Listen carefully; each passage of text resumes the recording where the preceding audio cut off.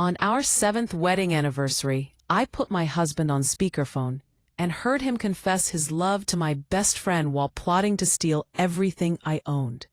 My name is Diana Fletcher, and I was 34 years old when I discovered that the two people I trusted most in this world had been systematically dismantling my life while I slept beside one of them every single night.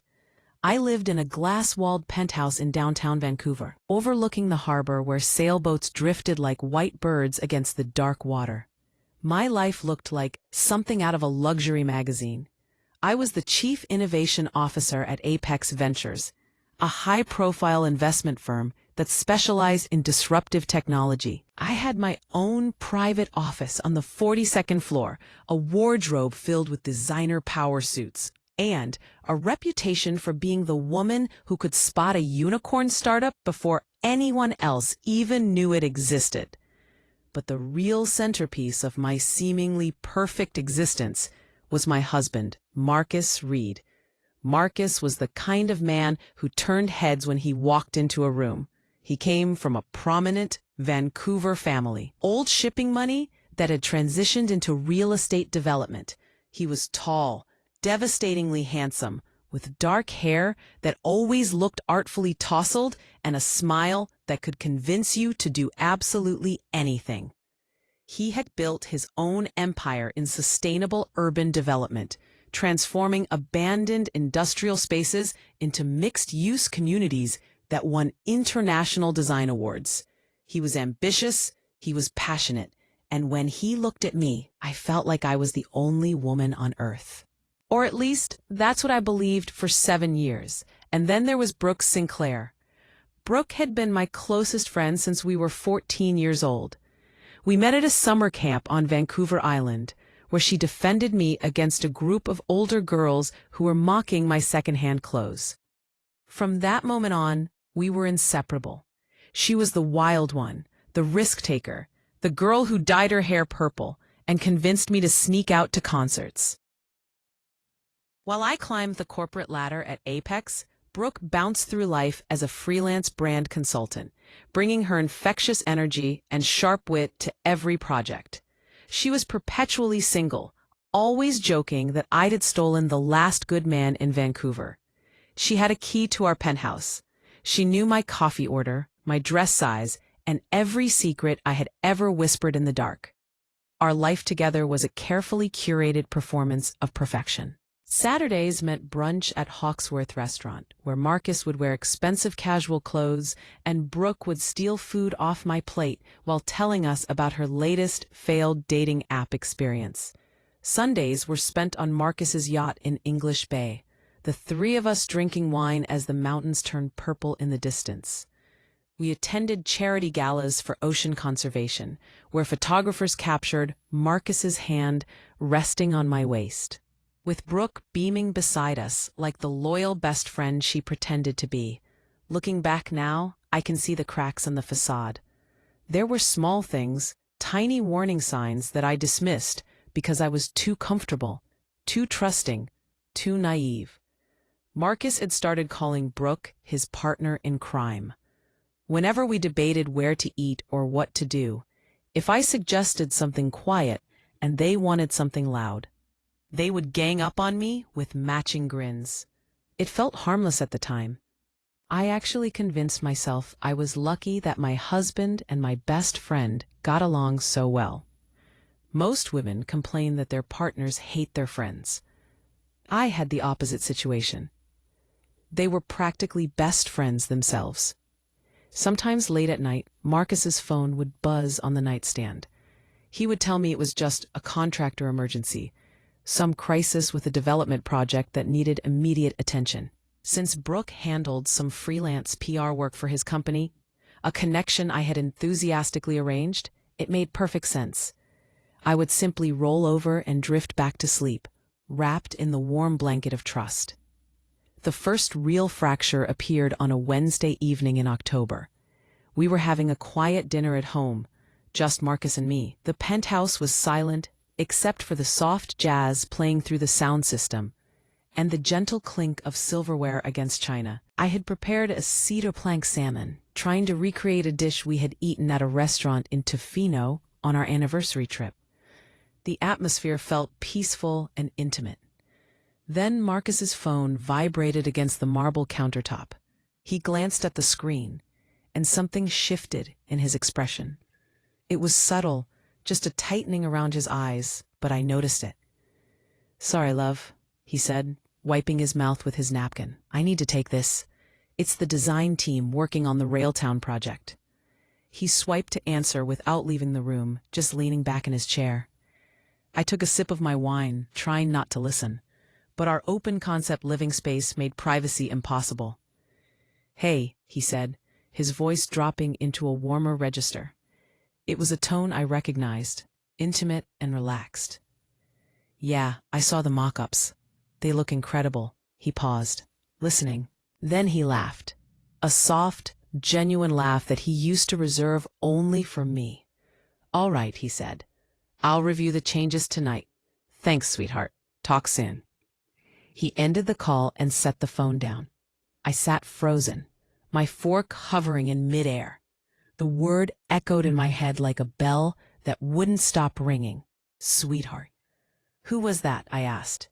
My voice sounded remarkably calm, which surprised me.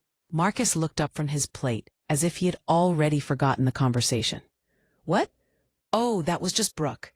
She's finalizing the community engagement materials for the Railtown launch." "You called her sweetheart," I said. "It wasn't an accusation. It was just a statement of fact." Marcus stopped chewing. He looked at me with what appeared to be genuine confusion. Then he let out a small chuckle and shook his head. "Did I?" He reached for his water glass, completely relaxed. "God, I must be exhausted. I've been talking to you all day, then switching to work calls with her. My brain is just mixing signals. You know how it is." He cut into his salmon, unbothered. "Sorry if that was strange. I'm sure she didn't even notice." I stared at him. It was a reasonable explanation. I understood mental fatigue. I knew how the brain could short-circuit after endless meetings and negotiations. And it was Brooke. Brooke who was like a sister. Brooke who had helped me pick out my wedding dress. Of course it was an innocent mistake. "You're working too hard," I said, forcing myself to smile. But the salmon suddenly tasted like cardboard. "I know," Marcus sighed, giving me an apologetic look. "Just let me get through this quarter, Diana." "Then it's just us. Remember, we talked about taking that trip to Japan." I nodded. Japan. We had been planning it for 2 years, but the seed of doubt had been planted, and once something takes root, it's almost impossible to dig it out. In the weeks that followed, I started noticing patterns, the inside jokes that excluded me, the way they would exchange glances across the table when I said something, a micro-expression of shared understanding that I wasn't part of. We would be sitting in our living room, the three of us, and Brooke would mention something about the green light situation, and she and Marcus would both laugh before quickly explaining it away as a boring mistake at the print shop. "You had to be there," Brooke would say, squeezing my arm affectionately. "It was so stupid, Diana. You would have been bored to tears." "You're the serious one," Brooke often reminded me. "Marcus and I are just loud. You're the one with the actual brain." I rationalized it all. I told myself I was being paranoid. I was the strategic thinker, the analyst. They were the creative, outgoing people. It made sense they operated on a different frequency. I threw myself even deeper into my work at Apex to quiet the growing anxiety in my chest. One afternoon, I was in my office reviewing the market analysis for a biotech acquisition when my boss, Lawrence, appeared in my doorway. He was a severe man who rarely offered praise. "Diana," he said, tapping a portfolio against his palm. "The board is extremely impressed with how you handled the negotiations on the MedTech merger. You're being considered for the executive vice president position next quarter. Don't screw it up." "I don't screw things up, Lawrence," I replied, keeping my voice level. "Good, because people talk. They say you don't need this job because of who you're married to. I respect that you work like you're broke. Keep that edge. He walked away, leaving me both stung and motivated. He wasn't wrong. I didn't need the money. Marcus's quarterly dividends exceeded my annual salary. But I needed this position. I needed to know that I was Diana Fletcher, a woman who could command a boardroom and navigate complex deals. Not just Mrs. Marcus Reed, the wife who looked good at fundraisers and knew how to host elegant dinner parties. I clung to my professional identity like a lifeline. Our 7th wedding anniversary was approaching. 7 years felt significant, meaningful. I decided to plan an intimate celebration at the penthouse instead of a large event, just close friends and family. I wanted to reconnect with Marcus, to remind him of who we were before the cameras and the social obligations took over. I spent the day of the celebration arranging flowers. I had ordered white peonies, hundreds of them, filling every surface of our home. The caterers were setting up in the kitchen. The air smelled of expensive candles and anticipation. I stood in front of the full-length mirror in our bedroom, adjusting the deep blue dress I had chosen. It was Marcus's favorite color on me. I looked at my reflection and saw a woman who seemed to have everything. A woman who was deeply loved. I checked my phone. Marcus had texted, "Running late, meeting went long, start without me, I'll be there in 30 minutes, love you." I smiled. He was always running late, but he always showed up. That was one of the constants I could rely on. I went downstairs to greet the early arrivals. Brooke was already there, naturally. She was wearing a scarlet dress that was perhaps too revealing for the occasion, but she looked stunning. She was helping arrange the champagne glasses, her laughter filling the space. "There's the birthday girl," Brooke called out, rushing over to embrace me. She smelled of expensive perfume and something else, a masculine cologne that seemed strangely familiar, though I couldn't quite place it. "Happy anniversary, Di! 7 years! Can you believe you've kept him that long?" "It's been quite a journey," I joked, hugging her back. "He's on his way," Brooke assured me, pulling back and handing me a glass of champagne. "I texted him a few minutes ago. He's stressed about the traffic, but he'll be here soon." "You texted him?" I asked, a slight frown touching my face. "To remind him to grab the extra wine," Brooke said quickly, not missing a beat. "We were running low on the vintage you wanted. Don't worry, wifey. Tonight is going to be perfect." I took the champagne glass. The bubbles fizzed gently. I looked around at my beautiful home, filled with beautiful people, anchored by my beautiful best friend. "Yes," I whispered to myself, "perfect." I had absolutely no idea that in less than an hour, the man I was waiting for would call, and I would make the catastrophic mistake of pressing the speaker button. I had no idea that the perfection I was standing in was nothing more than an elaborate illusion, and I was about to shatter it with a single tap of my finger. The penthouse was quiet in that expensive way that only serious money can buy. It was the silence of triple-paned windows, blocking out the city noise, the soft purr of the built-in espresso machine, and the barely audible flicker of the imported candles I had placed throughout the living room. I moved around the kitchen, adjusting the wine glasses and checking the temperature of the appetizers. Everything needed to be flawless. Tonight wasn't just a celebration. It was a statement. 7 years of building a life together. 7 years of being the couple everyone admired. My phone buzzed on the quartz island, the screen lighting up with his name, Marcus. I smiled, drying my hands on a kitchen towel before tapping the green icon and pressing the speaker button. I needed my hands free to finish plating the hors d'oeuvres. "Hey," I said brightly, "please tell me you're not still at the office." "I'm in the car." Marcus's voice filled the kitchen, amplified by the high ceilings.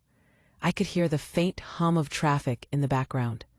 "Diana, there's a major accident on the Lions Gate Bridge.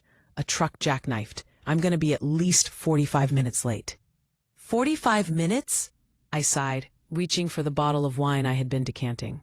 "Marcus, the food is going to be cold." I know, I'm sorry, babe. Just start without me if you want. I'll get there as soon as I can. Just drive carefully," I said. "I'll keep everything warm." "You're amazing. I don't deserve you." I waited for the beep, signaling the end of the call. I turned back toward the stove, reaching for the serving spoon, But the beep never came. Instead, there was a rustling sound on the other end, the sound of a phone sliding against fabric or settling into a cup holder. He must have forgotten to disconnect, or maybe the call had lagged. Then I heard it. God. Marcus's voice came through the speaker again, but this time it was completely different. The apologetic, stressed tone he had used with me was gone. His voice was low, intimate, dripping with an affection that made my blood run cold. I love you so much. I just want to get through this night so I can be with you. I froze. The serving spoon clattered against the countertop. My brain struggled to process what I was hearing. Was he talking to himself? Was this some kind of stress response? I love you too, a voice replied. The world tilted on its axis. The air was sucked out of the room. It wasn't a stranger's voice. It wasn't some random woman from a business meeting. It was a voice I knew as intimately as my own. It was a voice that had laughed with me through countless sleepovers, celebrated my promotions, and stood beside me at my wedding. Brooke asked, "Does she suspect anything?" Brooke asked. Her tone was casual, almost businesslike, as if she were asking about dinner plans. I stood paralyzed, staring at the phone like it had transformed into something venomous. My heart wasn't beating. It was slamming against my ribcage like a desperate prisoner trying to escape. "No," Marcus scoffed. The sound was sharp, dismissive. "Diana sees what she wants to see. She's too focused on playing the perfect corporate wife to notice what's right in front of her face. We just need to wait a bit longer. Once the development portfolio transfers and the Q4 shares vest, then you can initiate the clause," Brooke said. I could hear the sound of leather. She was adjusting her position in the passenger seat. They were together. He had lied about being alone in the car. "I know the timeline," Marcus replied. "If I file for separation before the asset restructuring finalizes, I lose nearly half the equity to her under the marriage agreement. We have to wait until after the new property amendment is registered. Diana needs to sign that trust modification document. If she doesn't sign it, this whole thing becomes very expensive." "She'll sign it," Brooke assured him, her voice sickly sweet. "She trusts you completely. She thinks you're her soulmate, Marcus. It's actually kind of pathetic." "It's strategic," he said coldly. There was a heavy, suffocating pause. Then the sound of another call coming through interrupted their conversation. Click! The line went dead. I was still standing by the stove. My hand was gripping the edge of the counter so tightly my knuckles had turned white. My heart wasn't just racing. It was trying to break through my chest, a violent, painful rhythm that echoed in my ears. "She trusts you completely. It's actually kind of pathetic." I turned around, my movements mechanical and jerky. I reached for my wine glass on the island. My hand was shaking so violently that I couldn't grasp the stem properly. I knocked it over. The glass shattered against the floor. The sound was like an explosion in the silent space. The burgundy wine spread across the white tile like blood at a crime scene, splashing onto the pristine cabinets. I stared at the mess. I couldn't breathe. I gasped for air, but my lungs felt like they were filled with cement. They were in the car together right now. He wasn't stuck in traffic alone. He was with her. They were discussing my life, my marriage, my future, like it was a business deal they were trying to close without my knowledge. "I love you. I love you too." Rage, white hot and blinding, surged through my body. I wanted to scream. I wanted to grab the phone and call him back, to scream until my voice gave out, to tell them both that I knew everything, that they were rotten to their cores. I reached for the phone. Then I stopped. My hand hovered over the screen. If I file for separation before the asset restructuring finalizes, I lose nearly half the equity. The executive strategist in me, the woman who had negotiated multi-million-dollar deals for Apex Ventures, suddenly woke up. She pushed the devastated wife aside with cold efficiency. If I confronted them now, if I exploded tonight, I would be playing right into their hands. I would be the hysterical, emotional wife. I would give them the warning they needed. They would cover their tracks. They would hide the assets. They would control the narrative. I slowly pulled my hand back from the phone. I looked at the shattered glass and spilled wine on the floor. I walked to the utility closet and retrieved paper towels and cleaning solution. I got down on my hands and knees and methodically wiped up every drop of wine. I picked up each shard of glass carefully, ignoring the way one piece sliced my finger. A drop of my real blood mixed with the wine, swirling together in a macabre pattern. I had 45 minutes, maybe less. I cleaned the floor until it gleamed. I lit fresh candles. I checked the temperature of the food. I went upstairs, touched up my lipstick, and fastened the sapphire earrings Marcus had given me for our 5th anniversary. I looked in the mirror. My eyes were wide and glassy, but my face was a mask of perfect composure. When I heard the front door open an hour later, I was sitting on the sofa with a fresh glass of wine in my hand, looking completely calm. "Honey, I'm home," Marcus called out. The cheerfulness in his voice made my stomach churn. It was all an act. Everything had always been an act. He walked into the living room carrying an enormous bouquet of white orchids. He looked tired, his tie slightly loosened, his hair artfully messed up in that way he knew I found attractive. "God, the bridge was absolute chaos," he said, walking toward me. He leaned down to kiss me. I didn't pull away. I let him press his lips to mine, even though it felt like kissing a corpse.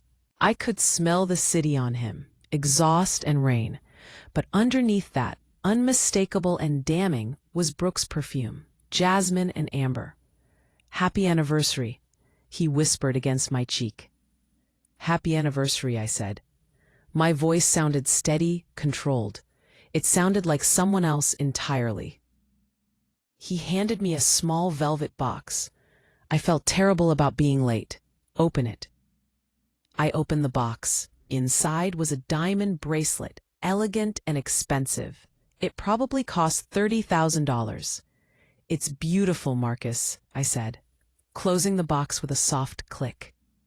"Not as beautiful as you," he smiled. That charming, devastating smile that had convinced my parents he was perfect, that had won over my colleagues, that had apparently seduced my best friend.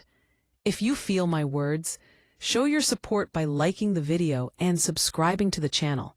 And tell me from which city you belong, so I can see how far a woman's impactful voice can reach. Help me build this community so we can bring more truthful stories for you. Strong, we moved to the dining table. He ate enthusiastically, complimenting the salmon, pouring more wine, playing the role of the devoted husband to perfection. I pushed the food around my plate, cutting it into smaller and smaller pieces, unable to swallow. "How's work?" I asked, watching him carefully. "How's the Railtown project coming along?" "Stressful," he said, swallowing, "but we're making progress. Just a lot of complicated pieces to coordinate, that's all." "And Brooke?" I asked. The name tasted like poison in my mouth. "How's she doing?" Marcus didn't choke. He simply reached for the salt shaker with complete ease. "Brooke? She's great. She's been really helpful with the community relations strategy. Why do you ask?" "I haven't talked to her much this week," I lied. "I was wondering if she was seeing anyone new. She seemed lonely last time we talked." Marcus laughed, a sharp, dismissive sound. "Brooke? Lonely? Come on, Diana. She's the most independent person we know. You worry too much about everyone. You're always looking for problems that don't exist." He looked at me then, his eyes narrowing slightly, studying my face. "Are you okay? You seem tense tonight." "I'm fine," I said, taking a careful sip of wine to hide the trembling in my hands. "Just tired from the preparations." "You're suspicious of something." he said, shaking his head with mock exasperation. You have that look you get when you think I've forgotten something important. Relax, baby. Tonight is about celebrating us. Us. The word was hollow, meaningless. Later that night, after he had fallen asleep, his breathing deep and even beside me, I lay awake staring at the ceiling. The darkness of our bedroom felt suffocating, pressing down on me like a physical weight. I slowly reached over to the nightstand and picked up his phone. He had changed the security code a few weeks ago, claiming it was for work security protocols. But I had watched him enter it over his shoulder 2 days earlier. 0817, the date we got engaged. The irony was almost amusing. I unlocked the phone.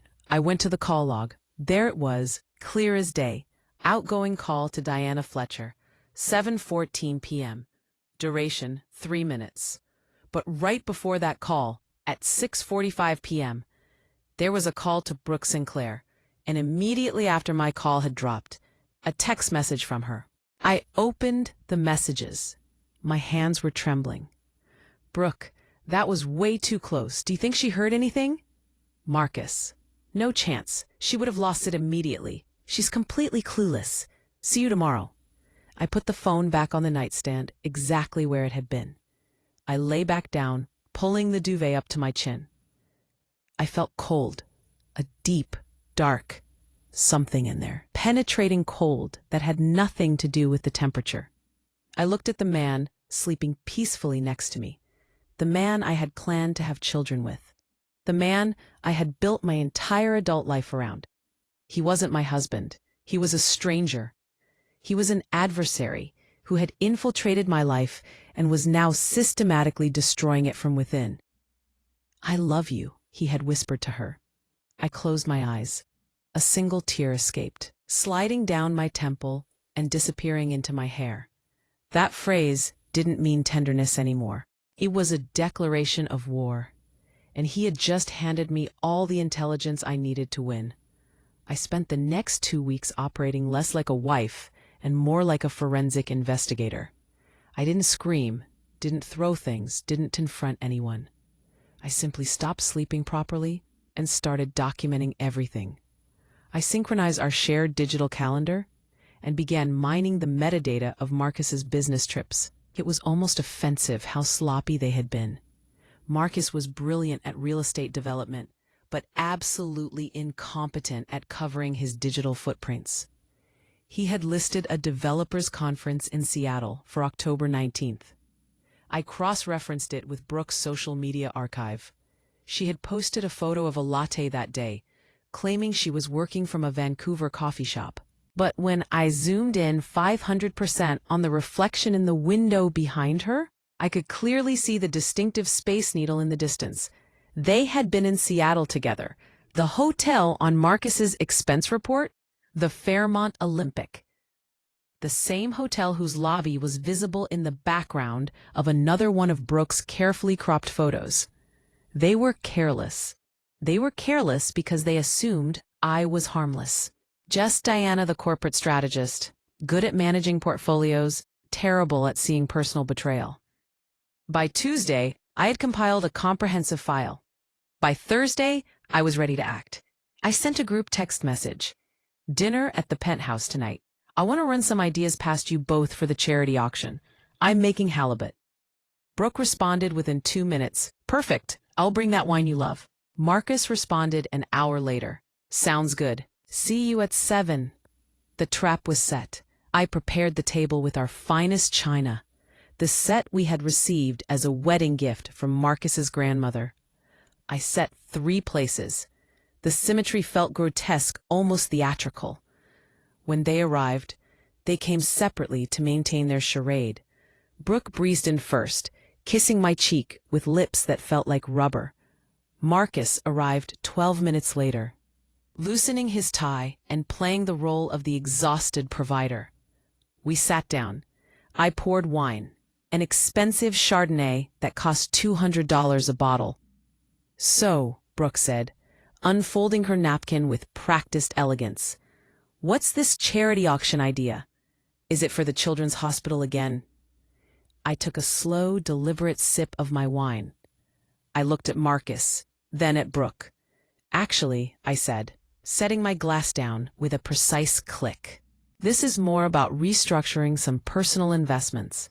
I reached into my blazer pocket and pulled out my phone, placing it deliberately in the center of the table, right between the centerpiece and the breadbasket. I tapped the screen. The audio filled the dining room with perfect clarity. It was a recording from 3 days ago, another call where I had phoned Marcus, pretended we had a bad connection, muted my end, and simply waited and listened. Marcus's voice, recorded and undeniable. Her lawyer is decent, but if we cite irreconcilable differences and emotional distance, the prenuptial agreement holds. She gets the car, some jewelry, and a small settlement.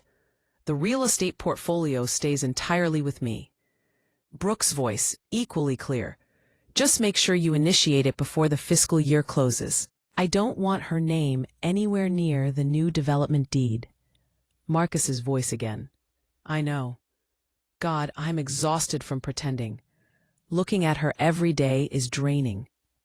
I stopped the recording. The silence that followed was profound, heavy, suffocating. Marcus sat frozen, his fork suspended halfway to his mouth. All color had drained from his face, leaving him looking pale and sickly. Brooke stared at the phone, her eyes wide. But she didn't look frightened. She looked annoyed, inconvenienced. Diana, Marcus started, his voice cracking slightly. He cleared his throat. Diana, that's completely out of context. I laughed. It was a dry, humorless sound that surprised even me. Out of context? You're discussing asset concealment and divorce strategy with my best friend. Which part of the context am I missing, Marcus? He slammed his hand on the table, making the silverware rattle. The mask of the gentleman dissolved instantly, revealing something ugly underneath. You've been spying on me? Is that who you are now, Diana? You're so paranoid and controlling that you've been recording my private conversations? You've been cold and distant for months. You drove me to this. I drove you to sleep with her? I asked, gesturing toward Brooke. My voice was remarkably calm. Brooke finally moved. She reached for her wineglass, took a large gulp, and set it down with a sharp click. She didn't cry. There was no remorse in her eyes, only a hard, calculated resolve. Stop it, Marcus, Brooke said sharply. She turned to face me directly. Diana, look, we didn't plan for this to happen. We really didn't want to hurt you, but we fell in love. We connect on a level that you and he never could. You're too analytical, too rigid. Marcus needs passion. He needs someone who understands the creative pressure he's under without constantly needing reassurance and validation. We tried to wait to spare your feelings. That's why we've been so careful. You waited because of the property vesting schedule. I corrected her coldly. You waited because of money. Marcus sighed heavily, rubbing his temples. He shifted tactics entirely, adopting his boardroom negotiation persona. Fine, he said flatly. The truth is out. I want to divorce Diana, but I don't want this to turn into a war. It would be terrible for your career at Apex, and it would destroy your reputation if you get dragged through the media as the bitter, vindictive ex-wife. He leaned forward, lacing his fingers together like he was presenting a business proposal. Here's what I'm offering. We file on grounds of incompatibility. Quiet, dignified, clean. I'll give you a cash settlement of $750,000, plus the car and the jewelry you've accumulated. You can get a beautiful condo downtown, start fresh, maybe even take that sabbatical you've always talked about. $750,000. He was offering me less than 2% of his actual net worth. He was offering me a severance package for 7 years of marriage. That's a generous offer, Diana, Brooke added, her voice taking on that patronizing tone she used with difficult clients. Think about it practically. You walk away clean. No expensive legal battles draining your savings. You'll have your freedom. You can travel, rediscover yourself, meet someone who's actually compatible with you. I looked at them both, these two people I had loved more than my own life, and I realized with absolute clarity that this had been orchestrated from the beginning. Every move had been calculated. "Do you remember the day we signed the prenuptial agreement?" I asked softly. Marcus blinked, confused by the change in direction. "What? When?" "7 years ago," I said. "In your father's study. I didn't want to sign it. I thought it was unromantic, a lack of faith in our marriage." I turned to look directly at Brooke. "And you told me to sign it. You said, 'Diana, it's just a formality. If you really love him, it shouldn't matter.' You literally put the pen in my hand and told me to stop being dramatic." Brooke looked away, unable to hold my gaze. "You were protecting his interests even then," I said quietly. "You were already planning this, both of you." "I was looking out for a friend," Brooke said defensively. "He's been my friend too, Diana. You don't have a monopoly on caring about people." "Right," I said. "But here's something neither of you apparently bothered to read carefully. Or maybe you read it and simply forgot because you were too busy planning my exit." I stood up and walked to the sideboard where I had placed a manila folder. I slid it across the table. It hit Marcus's water glass with a dull thud. "Section 7, Clause C," I said. "Page 17. Marcus frowned. He opened the folder. It was a copy of our prenuptial agreement, annotated with colored tabs and highlighted sections. "Read it out loud," I commanded. Marcus scanned the page. His eyes stopped moving. His jaw went slack, his face draining of what little color remained. "What?" Brooke snapped at him. "What does it say?" "It's an infidelity clause," I explained, my voice cold and precise. "Your father insisted on it, Marcus. He didn't trust me at the time, thought I was a gold digger from a middle-class family. But he also knew his son. He knew you had inherited his wandering eye. So he built in a protection mechanism for the family's reputation and assets." I leaned forward, placing my palms flat on the table. "If the marriage dissolves due to proven adultery, the standard asset division based on separate property becomes void. The injured party is entitled to 50% of all marital assets acquired during the union, plus a penalty equal to 25% of the primary earner's stake in any family-controlled trust or business entity." The room went completely silent. You could have heard a pin drop. "That can't be enforceable," Marcus stammered. He looked like he might vomit. "That's punitive. No judge would uphold that. Strong, it's absolutely enforceable in British Columbia," I said. "And I have all the proof I need. I have audio recordings, I have hotel receipts, I have text message logs, I have you on tape admitting to conspiracy to conceal assets. I have witnesses who can testify to your relationship." I smiled, but it was cold, empty. "So if we go to court, Marcus, I don't walk away with $750,000. I walk away with half of everything you own, including your stake in redevelopment, including this penthouse, including the yacht, and including 25% of your family trust." Marcus looked at Brooke with something close to panic. Brooke stared back at him, and I watched the romance evaporate from the room instantly, replaced by the acrid smell of financial terror. "Diana," Marcus said, his voice shaking. He stood up abruptly, reaching for my hand across the table.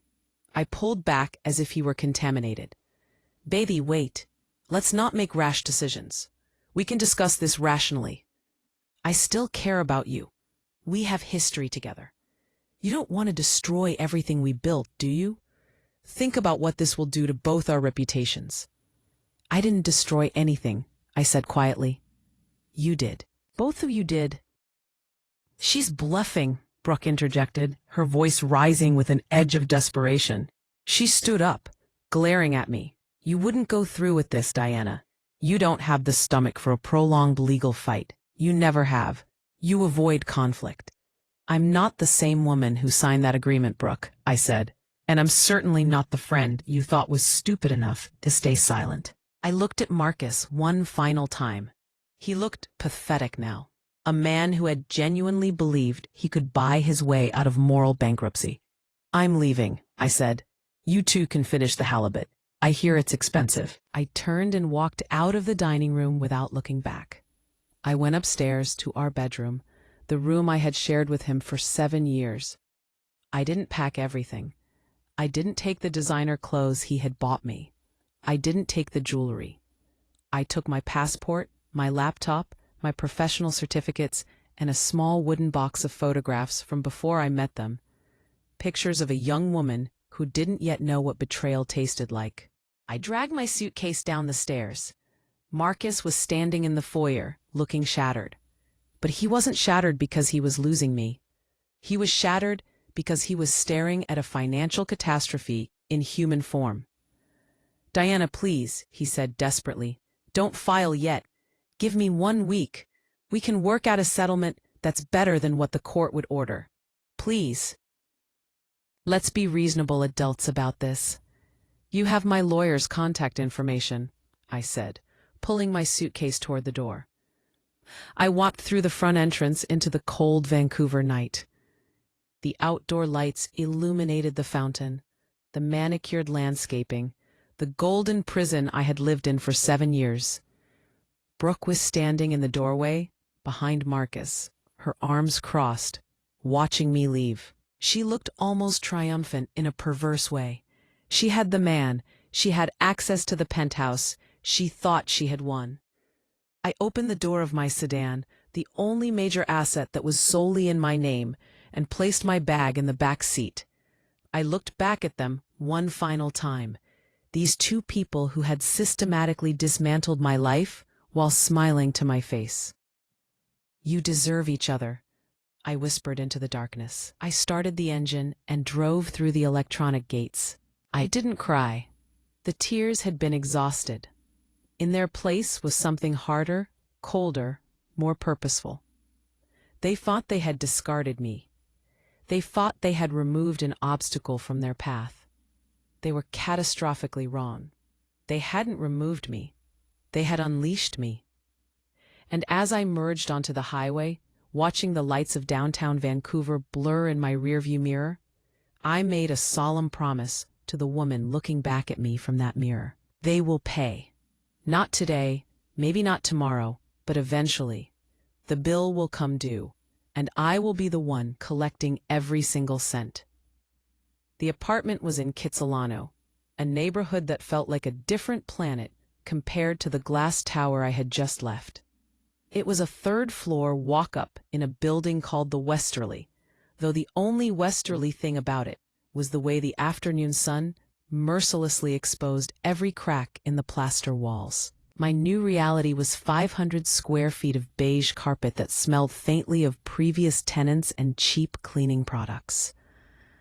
I sat on the floor surrounded by cardboard boxes and the unassembled pieces of furniture I had ordered online. My hands, which used to be professionally manicured and adorned with a 4-carat diamond, were now bare, calloused, and stained with wood finish. I held a small hex key, trying to twist a screw into a hole that refused to cooperate. A siren wailed past my window, so close the single-pane glass rattled. Next door, someone was playing heavy metal music at a volume that seemed designed to vibrate through walls. It was 3 a.m. I dropped the hex key. It bounced against the laminate flooring with a hollow sound. I looked around at my new life. This was what falling looked like. It wasn't a dramatic plunge off a cliff. It was a slow, humiliating descent into ordinary. My lawyer, a woman named Patricia Chen, who wore sensible shoes and had eyes like a predatory bird, had explained my situation the previous week in her downtown office. "Here's the reality, Diana," Patricia had said, sliding a detailed analysis across her desk. "We can absolutely fight the prenuptial agreement. We have strong evidence. We have the infidelity clause working in our favor. But Marcus has retained a team of 6 lawyers from one of the top firms in the city. They will bury us in procedural motions. They'll delay discovery processes. They'll drag out every deposition until your financial resources are completely depleted. She had taken a sip of her coffee, looking at me with complete honesty. A case like this could take 3 years, possibly 4, and during that entire time, your name will be in every business publication in Vancouver. They'll portray you as a vengeful gold digger. They'll paint him as a victim of a loveless marriage who found genuine connection elsewhere. He has the entire public relations infrastructure at his disposal. You have the truth. In British Columbia, the PR infrastructure usually defeats the truth. I had stared at the financial projections she prepared. So he wins? He cheats, he lies, he conspires to defraud me, and he still wins? He doesn't win. Patricia had corrected me carefully. He survives with his empire mostly intact. The question you need to answer is whether you want to spend the next 3 years bleeding financially and emotionally just to prove a moral point, or whether you want to cut your losses and move forward with your life. I realized then that Marcus had calculated everything perfectly. He knew I was pragmatic. He knew I understood cost-benefit analysis. He knew that the emotional return on investment of fighting him was deeply negative. The next devastating blow came at Apex Ventures.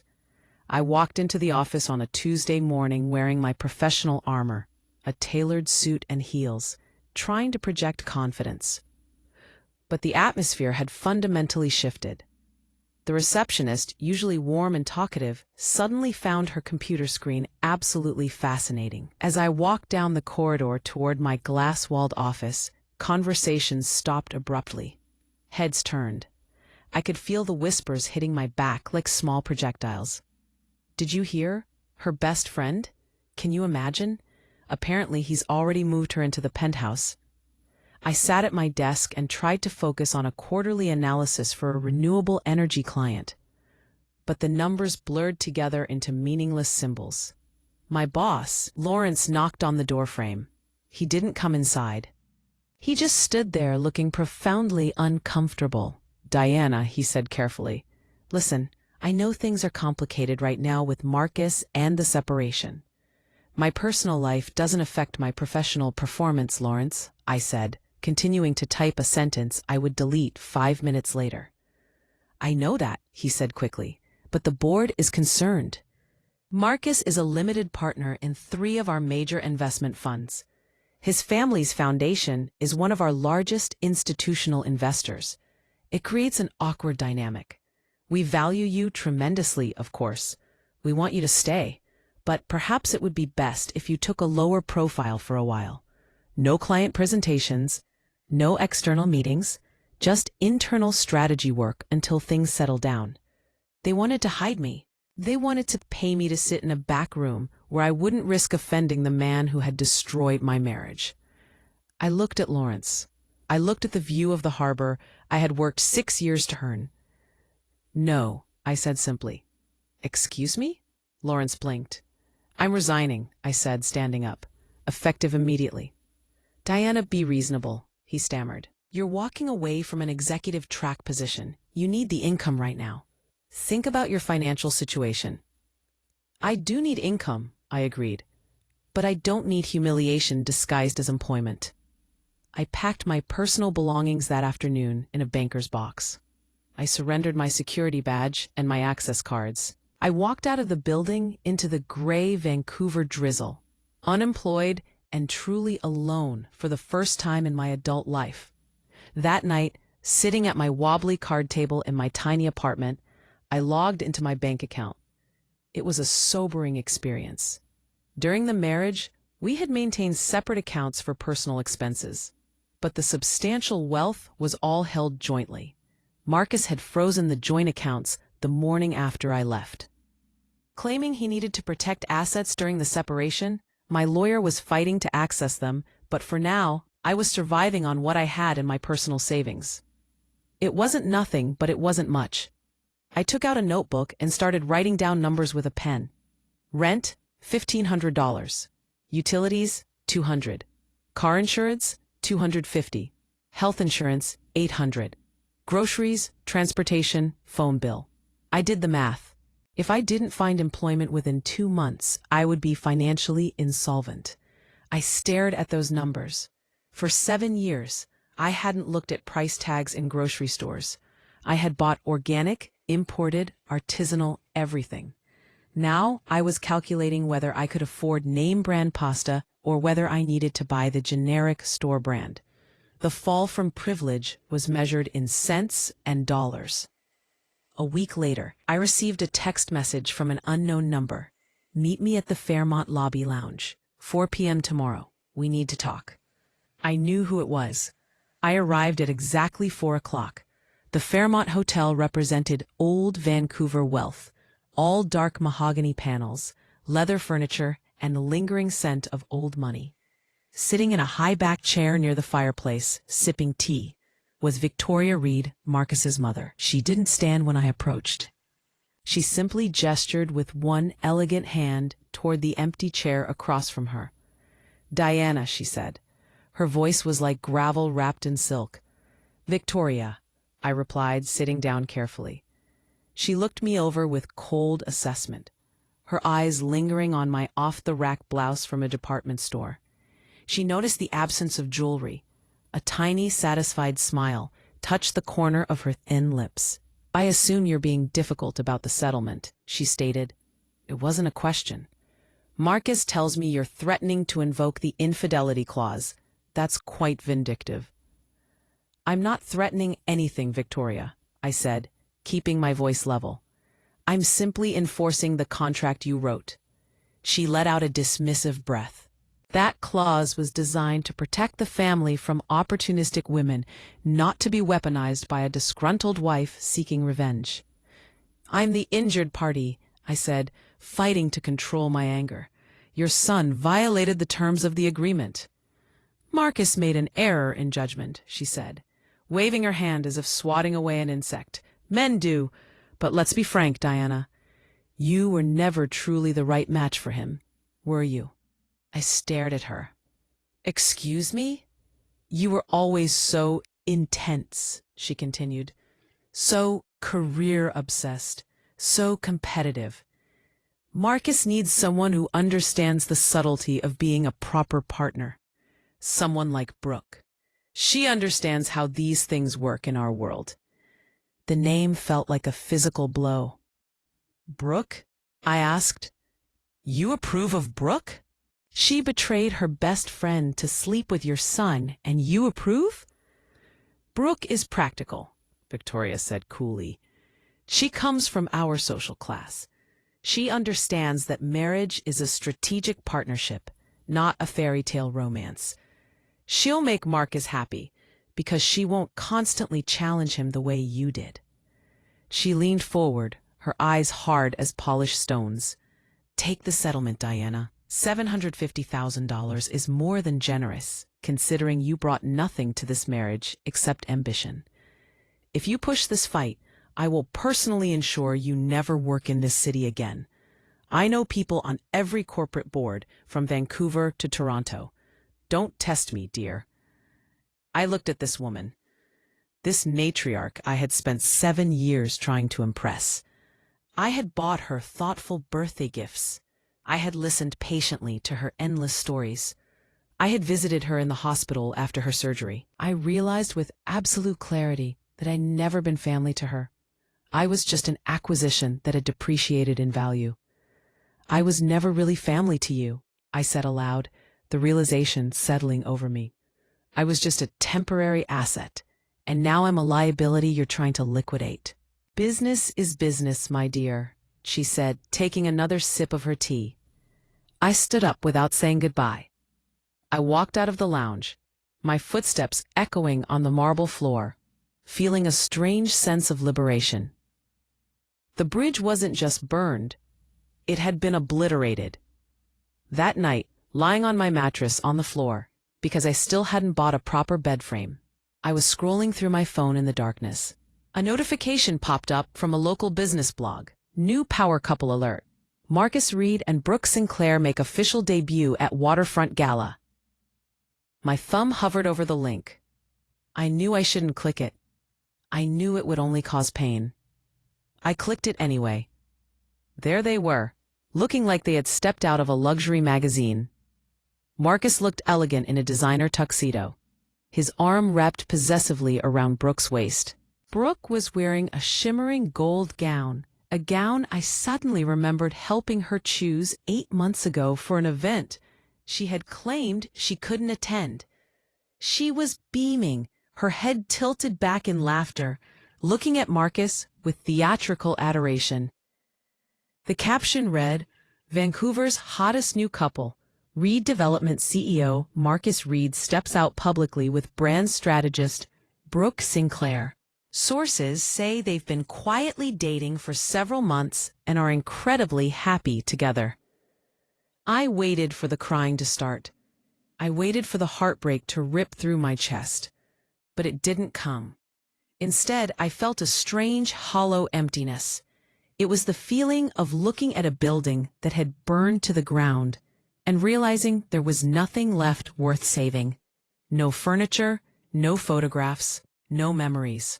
Just ashes and smoke. "Wow," a voice said from the doorway. I jumped, startled. It was Rachel, my new roommate. She was a former junior colleague from my early days at Apex who needed help with rent, and I desperately needed to reduce my expenses. She was holding 2 bottles of beer. "I saw the article," she said, walking in and handing me a bottle. "They look like department store mannequins, plastic and empty." "That's exactly what they are," I said, taking the beer gratefully. Rachel sat on the floor beside my mattress. "You can't stay here, Diana. Not in this apartment, not in this city. Vancouver is too small. Everywhere you go, you'll see them. You'll see the restaurants you used to visit together. It's like living in a museum of your own past. It's toxic." "I don't have anywhere else to go," I said quietly. "My entire professional network is here. My reputation, what's left of it, is here." "Forget your network," Rachel said bluntly. "You're Diana Fletcher. You built innovation strategies for Fortune 500 companies before you were 30. You think that expertise is geographically limited? You think your brain only works within Vancouver city limits?" She pulled out her phone. "My sister lives in Toronto. She works in the tech sector there. She says the startup ecosystem is exploding, but they have no idea how to communicate their value propositions. They have engineers and developers, but they don't have strategists who can tell a compelling story. They desperately need someone like you." "Toronto," I repeated. It felt impossibly far away. "Good," Rachel said. "It's 3,000 miles from here. That's exactly the distance you need." I lay awake long after Rachel went to sleep. The sounds of the city filtered through my thin walls. I got up and opened my laptop. I pulled up my resume. I looked at the accomplishments listed there. Led comprehensive rebranding initiative that increased market valuation by 45%. Managed crisis communications during hostile acquisition that preserved shareholder confidence. Developed strategic positioning frameworks for 3 unicorn startups. I read them not as Marcus Reed's wife, but as a professional. Marcus had the family money. Brooke had the social connections and the shameless ability to manipulate public perception. But neither of them had this. Neither of them had the ability to build something meaningful from nothing. Marcus hired consultants to do his strategic thinking. Brooke spun narratives to cover up uncomfortable truths. I was the one who actually created value. I realized then that I wasn't starting from zero. I was starting from experience, from hard-won expertise. I had lost the husband, the penthouse, the social status, and the so-called friends. But I hadn't lost the most valuable asset I possessed, my mind. And my mind was the one thing they could never take from me. I opened a travel website and typed Vancouver to Toronto, one way, departure tomorrow. The ticket cost $420. It was a significant portion of my remaining liquid cash. I hovered the mouse over the purchase button, my heart pounding. If I stayed in Vancouver, I would forever be the tragic ex-wife fighting over scraps. A cautionary tale whispered about at cocktail parties. If I left, I would become invisible, a ghost. But I didn't want to be a ghost anymore. I wanted to be a force of nature. And forces of nature don't begin in calm harbors. They begin in turbulent seas. I clicked purchase. I closed the laptop. For the first time in 3 months, I fell asleep without dreaming of betrayal, without seeing their faces. I was betting everything I had left on the only person in this world who hadn't betrayed me, myself. Toronto greeted me with humidity and chaos. I stood on the sidewalk outside Pearson International Airport, wrestling with my oversized suitcase that contained the remnants of my previous life. The air was thick and heavy, pressing against my skin like a damp blanket. My Vancouver raincoat, designed for cool drizzle, was completely useless in this oppressive heat. I surrendered to the weather within 5 minutes, my shirt clinging to my back. I hailed a taxi, looked at the meter, did some quick mental arithmetic, and let the taxi drive away. I dragged my suitcase to the UP Express train station instead. 3 months ago, I had been driving a luxury SUV with massage seats and a premium sound system. Now I was clutching a transit ticket, squeezed between a businessman talking loudly on his phone and a student with headphones leaking electronic music. My Airbnb was a basement apartment in Leslieville, a neighborhood I had never heard of. The listing had described it as cozy urban retreat with vintage charm. In reality, that meant it had narrow windows near the ceiling that provided minimal natural light, a concrete floor that radiated cold dampness, and plumbing that made alarming sounds at random intervals. I spent the first 3 weeks sending applications into the void. I applied for senior strategy positions at major consulting firms. Rejection. I applied for mid-level marketing director roles. Rejection. I applied to be an administrative coordinator at a dental practice. Rejection. The feedback, when I could actually get someone on the phone, was always the same paradox. For the junior positions, I was overqualified and obviously a flight risk. They knew someone with my background wouldn't stay long. For the senior positions, I lacked Toronto connections and local market expertise. And then there was my history. One recruiter, a man with a voice like sandpaper, actually said it. "I see you worked at Apex Ventures in Vancouver. Excellent firm. But weren't they involved in that complicated situation with Reed Development? The whole separation scandal with the CEO? My ex-husband's mess had followed me across the country. I was radioactive.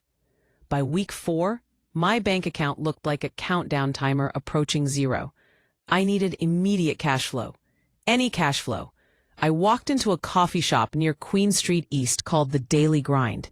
It smelled of espresso and fresh pastries. I asked if they were hiring.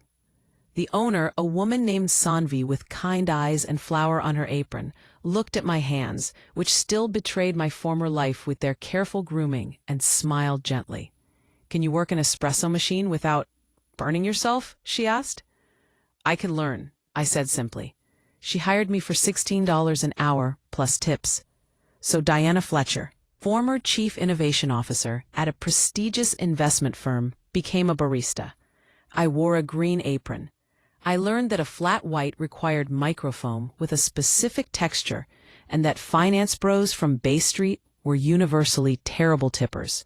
In the evenings, I sat in my cold basement apartment and took freelance work on platforms like Fiverr and Upwork. I wrote website copy for small businesses, social media strategies for local boutiques, and product descriptions for people selling handmade goods. I was charging $30 for work I used to bill at $300, but there was an unexpected dignity in it. When I wrote compelling copy for a woman selling hand-poured candles, she didn't care who my ex-husband was. She only cared that my words helped her sell 12 more units that week. It was a Wednesday afternoon when Julian walked into the Daily Grind. The coffee shop was quiet, except for the hiss of the espresso machine and the soft jazz playing overhead. Julian looked like he had been awake for 72 hours straight. He was wearing a rumpled button-down shirt and staring at his laptop screen with the desperate intensity of someone trying to solve an impossible equation. I wiped down the table next to him. He groaned loudly, dropped his head into his hands, and muttered something that was definitely profanity. I glanced at his screen. It was a pitch deck, the kind I had seen hundreds of times. I recognized the template, the structure: problem, solution, market opportunity, competitive advantage, team, financial projections. And I recognized a disastrous slide when I saw one. His slide was a catastrophe. It was a solid wall of text in 8-point font with a tiny pixelated chart squeezed into the corner. He was trying to explain environmental impact metrics, but it read like an academic research paper, dense and impenetrable. I should have walked away. It wasn't my business. I was the person who served the coffee, not the person who fixed business strategies. But the strategist in me, the part of my brain that had been dormant and starving, suddenly came alive. "You're losing them on slide 6, I said quietly. Julian jumped, startled. He looked up at me, blinking rapidly. He appeared to be about 40, with dark stubble and the exhausted eyes of someone who cared too much. "Excuse me?" he asked. "The investors," I said, pointing at his screen with the cloth I was holding. "You're trying to explain the methodology of your sustainability algorithm. They don't care about methodology at this stage. They assume the science works because you're the expert. What they need to understand is why it matters in human terms. You're leading with data. You need to lead with impact." Julian stared at me. Then he looked at his screen, then back at me. "I just got rejected by 3 venture capital firms because they said my presentation felt too technical and impersonal," he admitted. "That's because it is," I said. "Move the case study from slide 14 to slide 6. Make the photograph of the community garden twice as large. Tell them the story of the family who started a business because of your platform. Make the font size 48. Give them the emotion first, then show them the data. Heart, then head. Hook, then evidence." I realized I was lecturing a customer while holding a dirty cloth. I stepped back, suddenly self-conscious. "Sorry, I used to do this kind of work. Do you want a refill on that Americano?" Julian didn't answer immediately. He was staring at the slide, mentally rearranging the elements. He typed rapidly. He moved the image, enlarged it, repositioned the text. He sat back, studying his work. "That's significantly better," he whispered. He looked up at me, really seeing me for the first time. "You used to do this? What happened? Did you win the lottery and decide to make coffee for fun?" "Something like that," I said evasively. "I'm Julian," he said, extending his hand. "I run an organization called Catalyst Commons. We're trying to be a venture fund that invests in companies solving actual social problems instead of just making rich people richer. It's going about as well as you'd expect." He paused, studying my face. "I can't afford to pay you a consulting fee. But if you sit down for 30 minutes and look at the rest of this disaster, I'll buy you lunch and give you $100 cash from my wallet." I looked toward the counter. Sanvi was in the back doing inventory. The shop was nearly empty. "Make it 150, I said. "Deal," Julian said immediately. Catalyst Commons was located in a shared workspace in the Liberty Village neighborhood. The office was a cluster of desks pushed together in a corner, surrounded by whiteboards covered in diagrams and sticky notes. It was the complete opposite of Apex Ventures. There was no imported furniture, no executive assistants, no prestige. There were just Julian and 3 young associates who looked like they should still be in university. The chairs were mismatched. One was literally an exercise ball, but there was an energy in that space, a palpable sense of purpose that I hadn't felt in years. I started visiting after my shifts at the coffee shop. Julian paid me in cash and free lunch. I systematically tore apart his pitch deck and rebuilt it from the foundation. I stripped away the academic jargon and found the emotional narrative underneath. I taught him how to stand when presenting, how to use pauses for emphasis, how to answer questions about risk without sounding defensive. I learned that Catalyst Commons was trying to raise $8 million to invest in sustainable business models for underserved communities. It was exactly the kind of project Marcus would have dismissed. "Where's the exponential growth?" Marcus would have sneered. "Where's the 10 times return?" Julian didn't care about 10 times returns. He cared about whether the businesses would still exist in 5 years, whether they would create stable employment, whether they would strengthen communities instead of extracting value from them. For the first time in months, I felt my brain operating at full capacity again. I wasn't Diana the victim. I wasn't Diana the ex-wife. I was simply the person who knew how to solve the problem in front of me. Julian never asked about Vancouver. He never asked why someone with my obvious expertise was pulling espresso shots for minimum wage. He didn't Google me. He was too focused on trying to change a broken system to care about society gossip from 3,000 miles away. One humid afternoon, 3 weeks after we met, Julian had a critical pitch meeting with a family foundation in Yorkville, one of Toronto's wealthiest neighborhoods. It was his last realistic opportunity before Catalyst Commons ran out of operating capital. He put on his only suit jacket, which was slightly too large and looked like it had been purchased at a thrift store, and he looked absolutely terrified. "Remember," I said, straightening his collar in a gesture that felt unexpectedly intimate, "you're not asking them for charity. You're offering them an opportunity to be part of something meaningful. Fear of irrelevance is more powerful than fear of loss. Make them understand that the world is changing, and they can either be part of that change or be left behind." He nodded, took a deep breath, and walked out into the oppressive summer heat. I spent the next 5 hours at the daily grind, mechanically cleaning the espresso machine, scrubbing every surface until it gleamed, my stomach twisted in knots. I realized I genuinely cared whether he succeeded. Not because I was being paid, but because for the first time in a very long time, I was invested in something good, something honest. At 6 p.m., my phone buzzed. "Julian, we got it. They committed $3.5 million. It's enough to close the round and move forward. Come to the office. We're celebrating with cheap pizza and cheaper wine." I let out a breath I didn't know I'd been holding. I took the streetcar to Liberty Village, my heart actually feeling light for the first time in months. When I walked in, the young associates were celebrating, music playing from someone's phone. Julian was sitting on the exercise ball, holding a slice of pepperoni pizza and looking dazed with relief. He saw me and stood up, a genuine smile breaking across his exhausted face. "You did this," he said.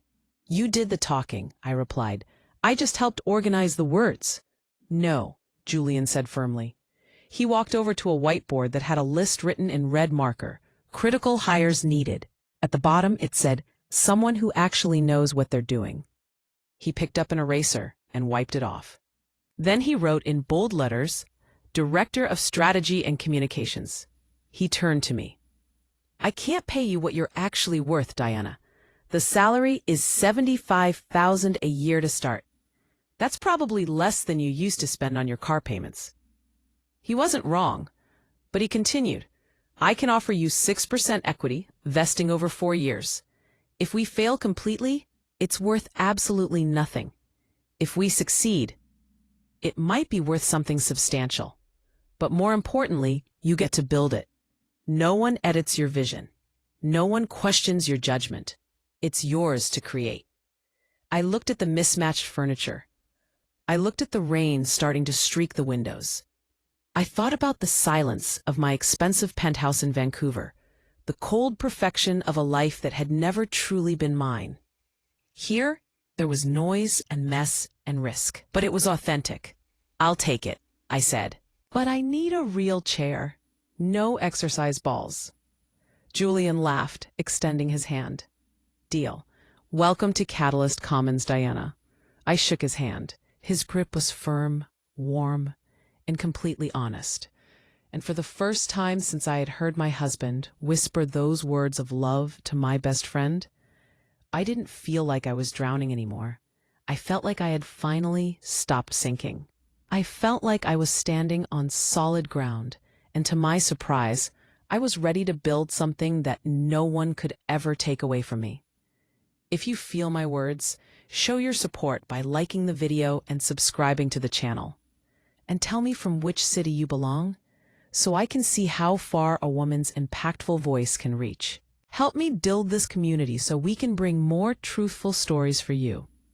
The transformation from the glass towers of Apex Ventures to the converted warehouse space of Catalyst Commons wasn't just a change in location. It was a complete shift in purpose and meaning. My new office didn't overlook the harbor.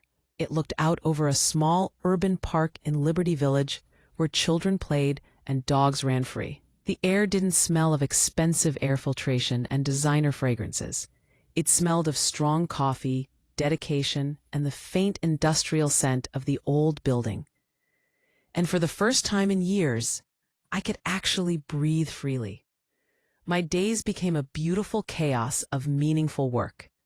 I traded my designer business suits for practical clothes that could withstand long hours and sudden rainstorms. Julian and I spent our weeks visiting potential investment opportunities. We didn't meet in pristine boardrooms with catered refreshments. We met in community centers where immigrants were starting food cooperatives. We met in repurposed factory spaces where engineers were developing affordable water filtration systems. We met with social entrepreneurs in cramped offices where the coffee was instant, but the passion was genuine. I loved every exhausting minute of it. At Apex, my job had been to take wealth and multiply it, regardless of the human cost or ethical implications. At Catalyst Commons, my job was to take fragile, beautiful ideas and build protective structures around them so they could survive and grow in a hostile market. I became a translator between worlds. Julian had the vision and the heart. He could see the potential in a sustainable supply chain or a fair trade collective. But he spoke in passion and technical specifications. I spoke in return on investment, market positioning, competitive advantage, and scalability metrics.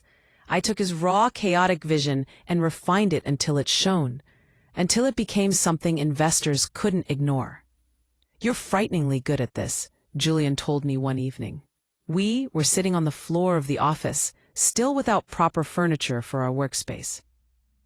Surrounded by index cards and colored markers, mapping out the narrative arc for a Series A funding presentation. "I'm not frightening," I said, capping my marker. "I just understand how to speak the language of money. Investors want to feel like they're changing the world, Julian, but they also need to feel confident that their capital is secure. I give them the security so they can afford to feel good about themselves." "That's remarkably cynical," Julian laughed. "It's strategic," I corrected him with a small smile. Over months of late-night work sessions and long drives to site visits, I learned that Julian's motivation didn't come from wanting to get rich or famous. It came from a wound in his past that had never fully healed. He told me the story one evening in November. We were the last two people in the co-working space, the rain hammering against the windows with relentless intensity. "I was the golden child," Julian said, staring into his beer bottle. "McGill graduate, business prodigy. I launched a tech startup when I was 26. Everyone I knew invested. My parents put in their retirement savings. My siblings put in money they'd had saved for their children's education." He took a long drink. "I was arrogant. I thought I was smarter than everyone else. I scaled way too fast. I ignored every warning sign because I was convinced I was special, that the normal rules didn't apply to me.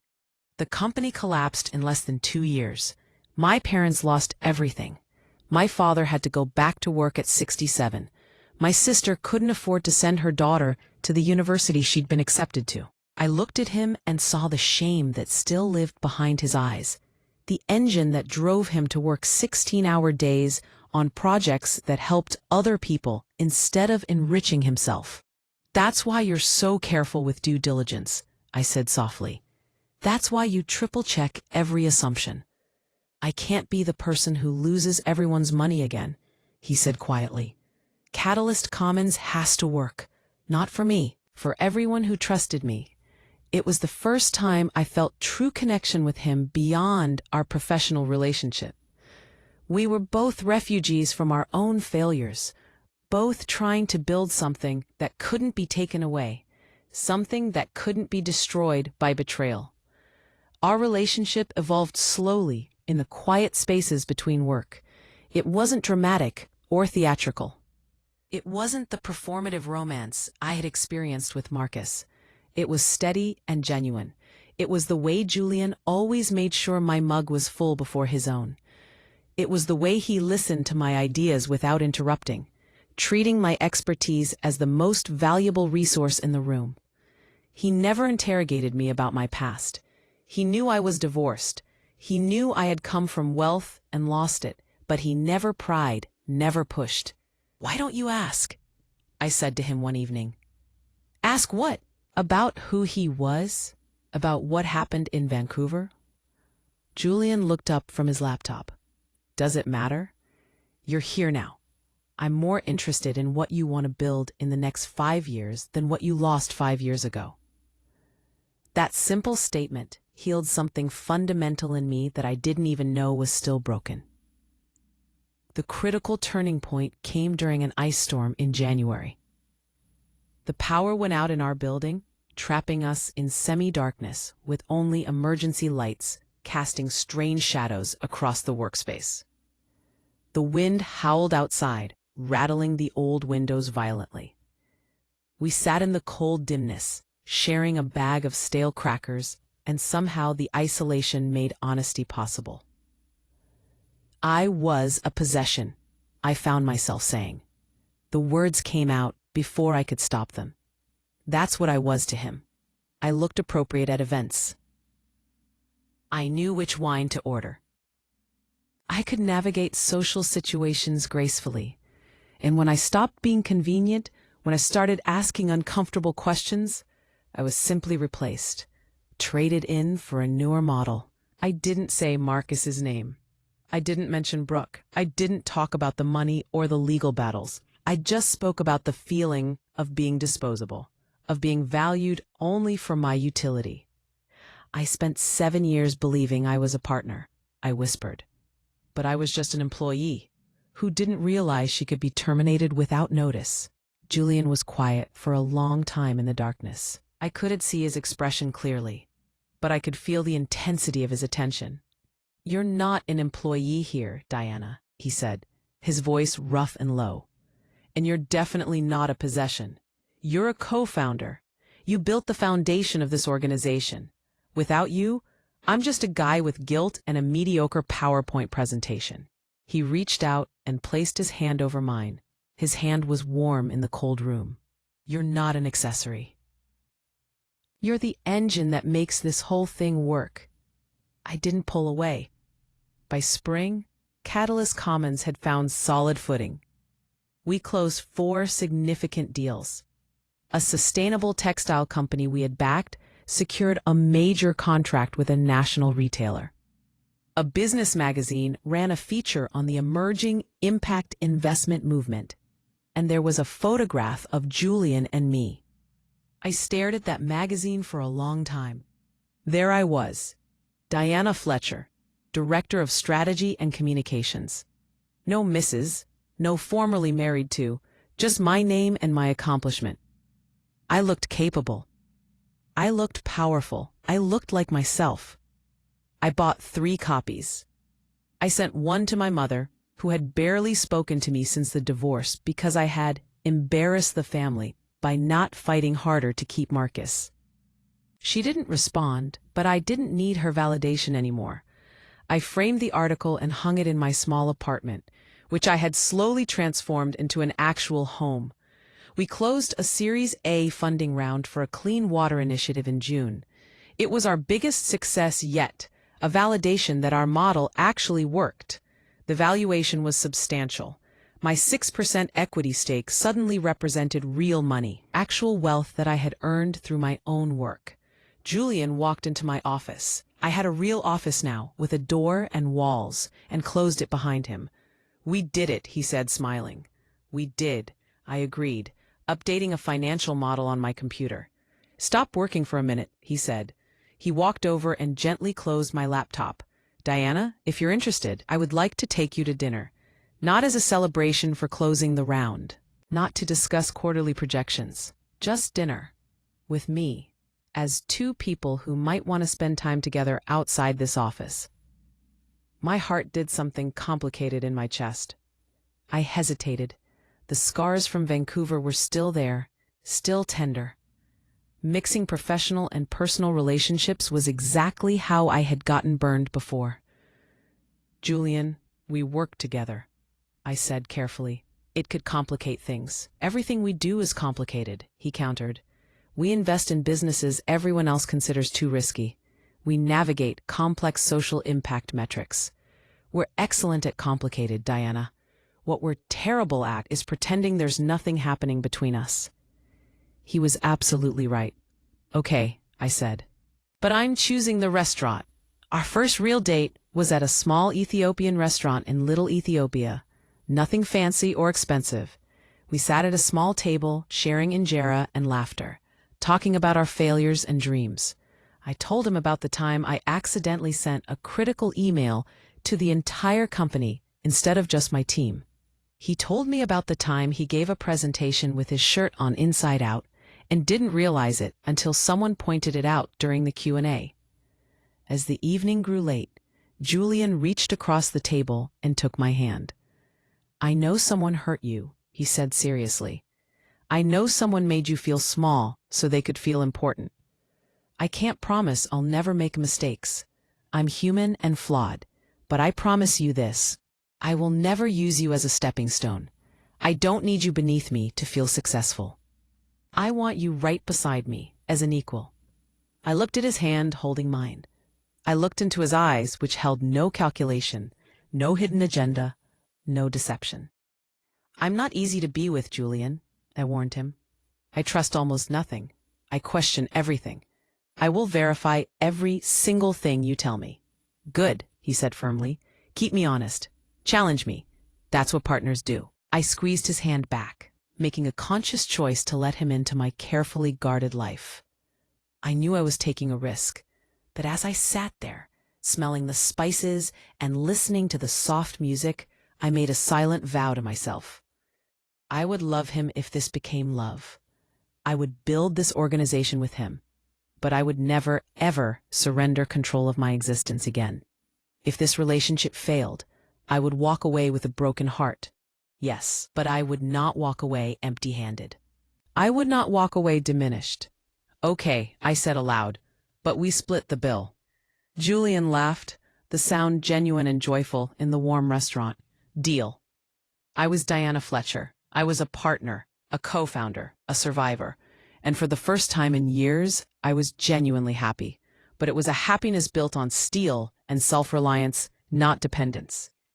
I was ready for whatever future I chose to build. And this time, if anyone tried to rewrite my story or take what was mine, I would be the one holding the pen. I would be the one in control, always. 4 years is an eternity in the world of social enterprise and venture capital. In that time, Catalyst Commons had transformed from a desperate experiment in a crowded co-working space into a recognized force in the Canadian impact investment ecosystem. We now occupied an entire restored heritage building in the Distillery District, with exposed brick walls, modern amenities, and a view of the Toronto skyline. The smell of desperation was long gone, replaced by the quiet hum of purposeful productivity and the aroma of quality espresso from our proper cafe area. I was no longer just the woman who fixed pitch decks. I was the chief strategy officer and held a substantial equity stake that had fully vested after our most recent funding round. When I walk through our corridors now, junior analysts straighten their posture, not because I demanded it, but because they knew I could identify flaws in their logic instantly and help them fix it. Julian and I had found a rhythm that actually worked. In the office, we were professional partners who debated valuations and investment theses with rigorous intellectual honesty. At home, in the renovated loft we shared in Corktown, we were simply Julian and Diana, two people who had found each other in the wreckage of their previous lives. We had established a firm rule: no work discussions after 8 p.m. It was the firewall that preserved our sanity and our relationship. The world had started paying attention.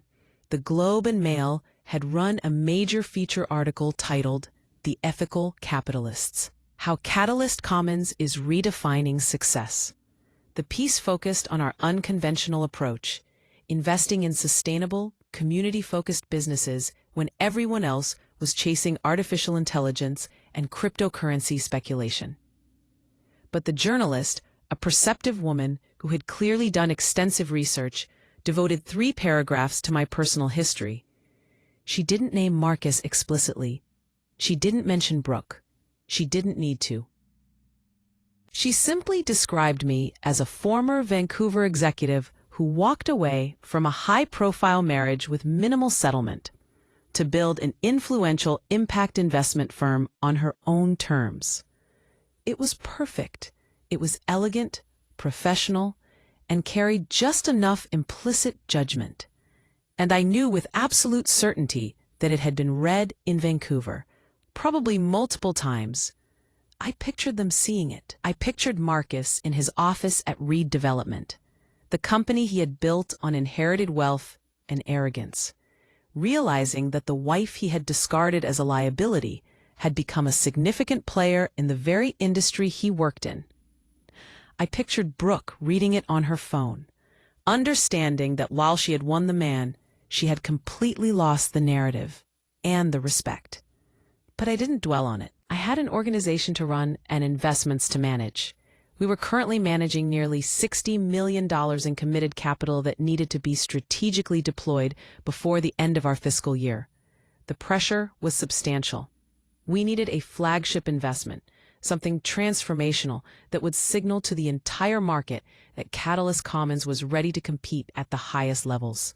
It was a cold Tuesday morning in February when our deal flow team presented their short list of opportunities.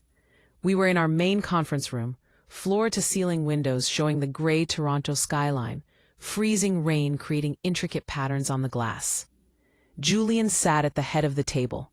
I sat to his right, tablet in hand, ready to analyze every detail. "All right," said Christina, our lead investment analyst, advancing to the next slide. This next opportunity is slightly larger than our typical target, but the core technology aligns perfectly with our renewable energy thesis. It's a distressed asset situation. The company is facing severe liquidity problems due to aggressive European expansion that completely failed to materialize. But their fundamental intellectual property is extremely solid. Strong, Reed Development, Sustainable Infrastructure Division. The world stopped. The temperature in the room seemed to drop 20 degrees. I stared at that logo, a stylized geometric pattern I remembered from countless dinner conversations, from the branding sessions where I had offered free strategic advice as the supportive wife who didn't know her input would be stolen and used. I kept my face absolutely still. I didn't gasp. I didn't react. I simply tapped my pen against my notebook with slow, deliberate rhythm. "Reed Development," Julian said, leaning forward with interest. "They're based in Vancouver, correct? They were generating significant buzz in the green infrastructure space about 5 years ago." "Correct," Christina confirmed, completely unaware she was presenting my past as a business opportunity. "They've burned through their growth capital." The CEO, Marcus Reed, made extremely aggressive bets on proprietary battery technology that hasn't achieved regulatory approval yet. They're hemorrhaging cash. They have approximately 8 months of runway remaining before they'll be forced to declare insolvency or sell assets at distressed prices. "But the underlying technology works?" Julian asked. "The technology is exceptional," Christina assured him. "It's just been catastrophically mismanaged. They desperately need capital infusion to survive the regulatory approval process. If they get it, they could potentially dominate a grid infrastructure market. If they don't, they're finished." "Why are they approaching us?" I asked, my voice perfectly calm, professional. "We're too small for an operation of their scale. Why aren't the major institutional investors in Vancouver rescuing them?" Christina hesitated. "Well, according to our sources, there are significant concerns about leadership quality and corporate governance. There have been some public relations problems. The CEO has developed a reputation for being difficult and making poor strategic decisions. The VP of brand strategy seems to create narratives that don't align with financial reality. The institutional investors are nervous. They want partners with credibility who can restore confidence and provide oversight." "That's us," Julian said, turning to look at me, his eyes bright with excitement. "Diana, this could be exactly what we've been looking for. This is the distressed asset opportunity we've been waiting for. If we come in now, we can acquire a significant ownership stake at a massive discount. We provide the capital, yes, but we also provide the governance and strategic discipline. We stabilize the operation, guide them through regulatory approval, and we could potentially triple our investment within 4 years." He didn't know. He knew I had an ex-husband named Marcus. He knew I had come from Vancouver. But he didn't know the name of the company. He didn't know that Reed Development was the altar where my marriage had been sacrificed. He didn't know that the VP of brand strategy creating false narratives was the woman who had stood beside me as my maid of honor. I looked at the financial projections on the screen. Revenue declining 30% year over year. Monthly burn rate nearly $3 million. Debt load absolutely crushing. Marcus was drowning, just like he always did when his charm couldn't solve the problem anymore. But charm doesn't negotiate with creditors or regulators. I had a choice in that moment. I could tell Julian right now. I could say, "That's him. That's the man who destroyed my life. We cannot touch this investment under any circumstances." Julian would agree immediately out of loyalty to me. He would kill the deal without hesitation. We would walk away, and Reed Development would likely collapse under its own mismanagement within months. But that felt small. That felt like hiding, like running away. If I walked away now, Marcus would fail, certainly, but he would blame market conditions. He would blame regulatory bureaucracy. He would craft a narrative about being a victim of circumstance. He would never understand that it was me, that I had held the power to save him and had chosen not to. I looked at those projections again. I saw something beyond revenge. I saw opportunity. This wasn't just a chance to make profitable returns. This was a chance to completely rewrite history, to take control of the narrative. "Diana?" Julian asked, noticing my extended silence. "What do you think? Is the risk too substantial?" I took a measured sip of my water. I set the glass down precisely. "The financials are extremely problematic," I said, my voice crisp and analytical. "And the leadership issues represent a critical red flag that cannot be ignored. If we proceed with this investment, we don't simply write a check and take a passive board seat." I turned to look directly at Julian. "If we do this, we need majority control. We need to structure the deal so that if they miss a single performance milestone, we have contractual authority to restructure the entire executive team. We need to own them completely." Julian looked at me, surprised by the aggression in my tone. He nodded slowly, thoughtfully. "Aggressive approach. I like it. Do you think the brand can be rehabilitated?" "I think the brand is currently a massive liability," I said coldly. "But liabilities can be converted into valuable assets if you systematically remove the source of toxicity." "All right," Julian said, turning to Christina. "Move Reed Development into deep due diligence phase, but I want comprehensive analysis. Every lawsuit, every undisclosed obligation, every HR complaint, every off-balance sheet arrangement. If we're going to enter into partnership with these people, I need to understand every risk factor. I'll personally lead the due diligence team," I said quickly, perhaps too quickly. Julian frowned slightly. You usually handle post-acquisition integration and brand repositioning. Don't you want to focus on the infrastructure project we just closed? No, I said firmly. This is fundamentally a brand and governance crisis. It requires strategic oversight from the very beginning. I want complete access to internal communications. I want to review email correspondence between C-suite executives. I want to understand exactly who is making decisions and why. All right. He sensed something, a hardness in my expression that hadn't been there 10 minutes earlier. But he trusted my judgment. All right, he said. It's your project, Diana. Lead it. All right. The meeting concluded. The team dispersed. I remained in the conference room alone for several minutes, looking out at the frozen city. Strong, I pulled out my phone and searched for Reed Development Executive Team. There they were, professionally photographed and carefully presented. Marcus Reed, founder and CEO. His photo projected confidence and vision, carefully airbrushed to hide the stress. Brooke Sinclair, VP of Brand and Corporate Strategy. Her photo was right beside his, both of them looking successful and secure and completely unaware. I closed the browser. They had absolutely no idea that their file was currently on my desk. They had no idea that the rescue investor they were desperately hoping for was actually a Trojan horse. They had no idea that I was no longer the woman they had discarded. I walked back to my office and firmly closed the door. I called Christina. Christina, I said, on the Reed development file. I want specific analysis of any personal loans or guarantees the CEO has made against his equity position. Check public filings for any liens or encumbrances against personal assets. Founders sometimes leverage personal property to secure emergency bridge financing. Personal guarantees? Christina asked. That's fairly standard for founder-led companies, isn't it? Just verify it, I said. And Christina, keep my name completely off the initial inquiry communications. Use junior associates for the preliminary outreach. I don't want them to know who's running the diligence process until we're ready to present a formal term sheet. Understood, Christina said.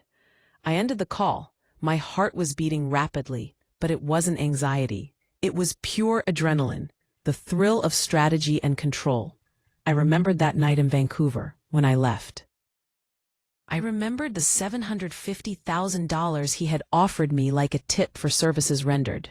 I remembered Brooke telling me I didn't have the courage for real confrontation. I turned my chair to look out at the Toronto skyline, the winter sun breaking through the clouds. You were right, Brooke, I whispered to the empty office. I don't have the stomach for a fight. I have the capacity for total war. I opened my laptop and began drafting the preliminary investment strategy document. The title I typed at the top wasn't Reed Development Investment Analysis. I typed Project Reckoning. Thank you so much for listening to my story. I would love to know where you are tuning in from. So please drop a comment below sharing your location and your thoughts on Diana's journey. Don't forget to subscribe to the channel, like this video, and hit that notification bell so we can share this story with even more people who need to hear it.